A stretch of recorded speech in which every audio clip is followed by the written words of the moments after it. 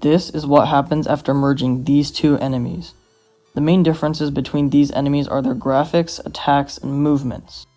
Typically, you would plan out all the mechanics first before creating a design, but I decided to work on the graphics first. You may notice that the bodies of both enemies are blue and look the exact same. Honestly, I have no idea how that happened. Anyways, the eyes are the main difference here.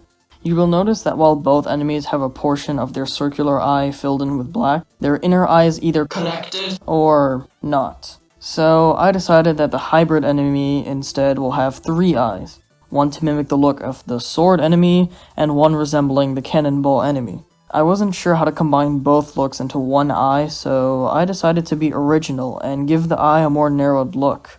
Also, I decided to be original again, and this time change the shade of blue from this into dark blue. Now it's time to create the new enemy's attack. Both the sword and the cannonball use spikes as a method of attack, but one of them uses blades, which are white pentagons that can move like a clock, group together, and release as a projectile called a clock bullet, while the other enemy deploys spikes at a certain range. The common theme here are spikes, and because I am a blue shell, this will be really easy. I mean, you can never have enough spikes, am I right? These 8 spikes will remain as part of the enemy's body, which is one of the features of the cannonball, even though it doesn't deploy and retract in the same way. Now, the other spikes are actually clock bullets. Unlike the sword that only releases 1 clock bullet, the hybrid will release 4 of them at once. Normally when a bullet hits a clock bullet, both projectiles are neutralized, but I decided to add an original concept and make these blue bullets split off into 2 other bullets, one long and one short.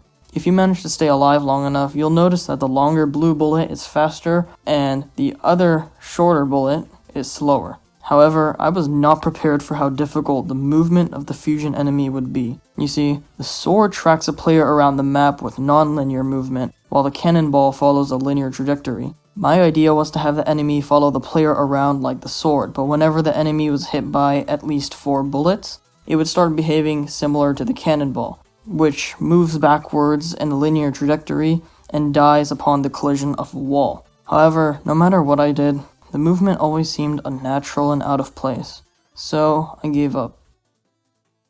Then, I remembered something. Bullies. These actually fix the movement of the enemy. Take a look.